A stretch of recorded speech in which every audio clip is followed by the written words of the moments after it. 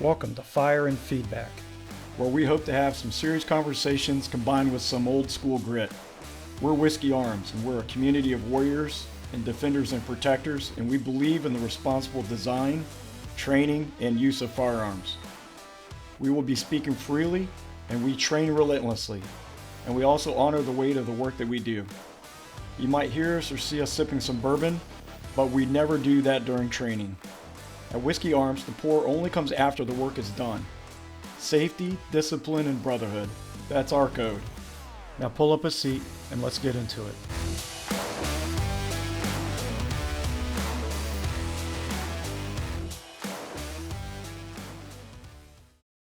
And that's a great transition point on the next one I was really wondering about, because here's what I think. Maybe it's just all of us will learn it over and over and over again. And it's kind of three parts, but let's at least talk about the evolution of training and expectations coming out of how you can perform based on that training. Bob or Scott, have you guys seen that change in your careers? Has anything changed to make the way we train better, or how we make people better prepared? Or beyond that, if you don't think there's been change, what could change, or what do you think about that? So in the training space, some people have been able to articulate or translate their prior careers, whether it was law enforcement or military, to how that applies to civilians and civilians with guns. And there's a lot of civilians with guns, and they need training, right? The fact that they know or understand that they need the training is a whole nother thing, because they're listening to all these, they're looking at the whatever their resource of information is. It's they're unattainable tasks to them. So that's the hardest part for me as a trainer, to get people to come to my class, and their level of expectation because I'm teaching it. They're like, "Oh, I can never do that." So I don't expect them to be, tier 1 level commandos by the time they end up after an 8-hour course, but they will definitely be better and more confident in their weapon system from when they showed up to when they leave. And that's all it is. And I've been pretty satisfied with how people leave the course wanting to do more training on their own, because I give them those skills, and they understand that those skills are perishable, and especially with the pistol. Go to the range. There's no set answer. Everybody asks that question: well, how often should I go to the range?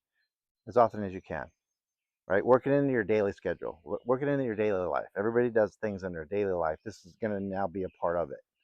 And that's how I kind of try to tell people, just make it a part of your day. How important is this? How important is your life and the life of your family members, if that's the case, to you, to get back on the range, if this is what you're going to do to defend yourselves, right? Yeah.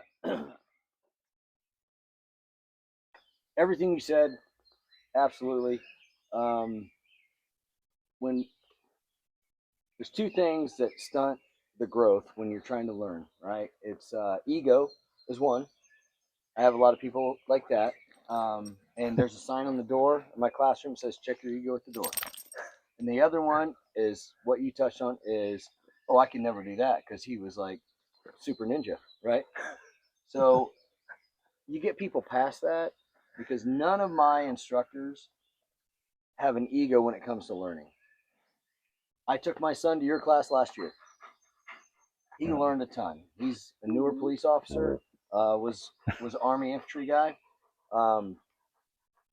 Just learned a ton, and he still tells people about it. So if you set that ego aside, set your expectations aside, then there's no limit to what you can learn. And when I look at the training, and if I have a small class, well, that's just a job interview to me, for me to do my best so they can go tell their friends and bring more people out. So we're getting close to that. That was one of the questions I did want to ask. Mindset. For Americans that want to train and be better prepared and to be safe for themselves and their families or for their community, what's the best advice you can give them when it comes to the mindset piece? I say take a good situational awareness class. It's going to, being aware of your surroundings is going to save your life 10 times, 100 times more than a gun ever will.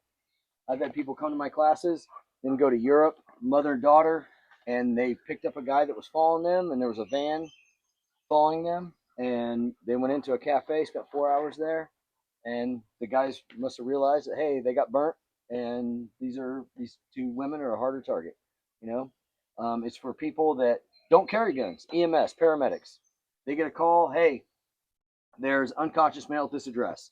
They walk in there, they get tunnel vision, they don't see what's around them. There's a guy laying on the floor. They walk in, they're in a meth house, and they don't even realize it.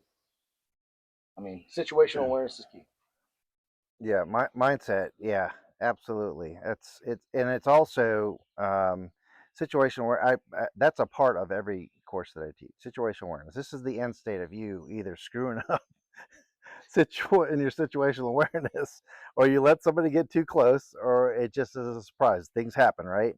And it's just a situation, an environment that you're not in control of your environment as much as we like to think. And bad guys have a totally different mindset. They don't care about you or anybody but them. And that's also another thing that's hard for people to grasp is people think about other people like I do, right? You want to believe that they're trustworthy, they're honest, they only mean good things, they're good citizens, but that's not true. And they have another total mindset on getting whatever they want at any cost, without because they know there's not going to be hardly any consequences of their actions. So that kind of mindset on the situational awareness piece, but also the thing that because years ago they used to teach, well, just walk like you're, you know, walk tall, chest out, like, and don't be a victim that Own way, it. right? But that's not always enough, because really they don't care. If you get a guy hopped up on whatever drugs he's on and he just wants more drugs, he's going to take your stuff. He doesn't care who you are, what's he's not going to assess you that way, and he doesn't know who you are, so he doesn't know, and he doesn't care. He just wants your stuff because he's going to get more stuff of his own. So to think about, I could never be a victim. It's not going to happen to me, right? That's going to get you in trouble. If you think about, okay, nothing's going to happen to me because I'm doing the right things, and and I'm paying attention to things. But what if it does? What are my options? What am I going to do about it? And so that gets people past that point to actually seek other advice, other training, other, resources, and it's using resource, and it's a matter of accountability. And again, accountability, right? It's like, so I'm going to go to the grocery store. What's the big deal? What's the worst that can happen? Well, you can lose the rest of your life. Well, there's a king. Yeah, well, I won't say the name on air, but there's a grocery store that would absolutely tell you it's not good. There's a couple it Walmarts could too. it could be the It could be worst the day of worst your day of your life, life. right? And so if you think on those terms, as far as mindset's concerned, what am I going to do about it to not be the worst day, right?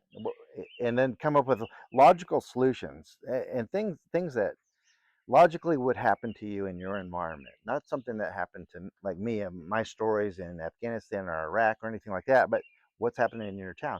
So those are the things that I give them resources to go look at. What's happening in your town? Look at the local news, because they'll still be reporting crime and all that stuff.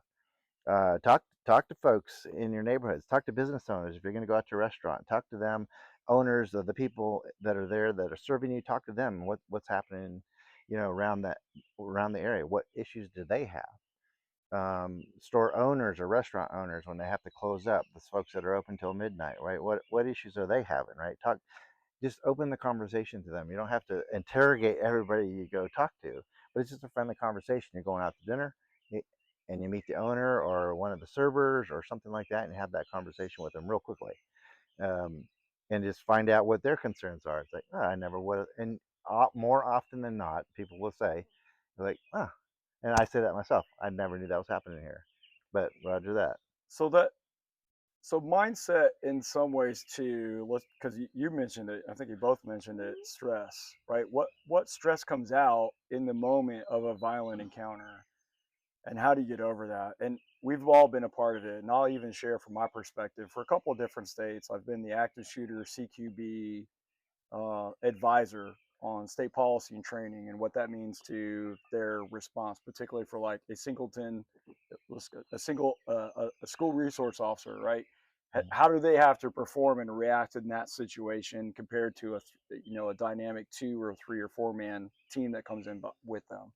And one of the things that I constantly see, and that's with people that are fairly familiar with firearms and training and everything else, is, we always talk about, stopping in the fatal funnel.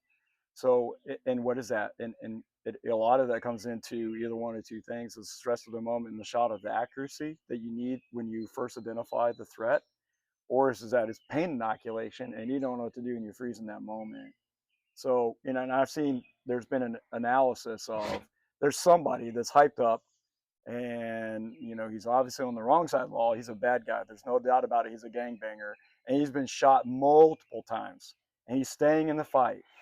And a guy gets return fire. He gets hit in the middle of the chest with low caliber, and he goes back 6 feet. He's got plate chest on. There's nothing wrong with him whatsoever, and he goes back physically. He goes back 6 feet. It can't happen, other than psychologically. There's an anticipation of that. So there's a fear factor. There's a stress factor. What does that mean to what we're doing, and people understanding what are we really talking about when you have to be prepared in the moment? Well, I think people don't understand. They're like, oh, I know what I would do in this situation. But the problem is we don't pick the time or the location. The bad guy does. So you always have to be aware. You always have to have your head on a swivel. They may call it hypervigilance.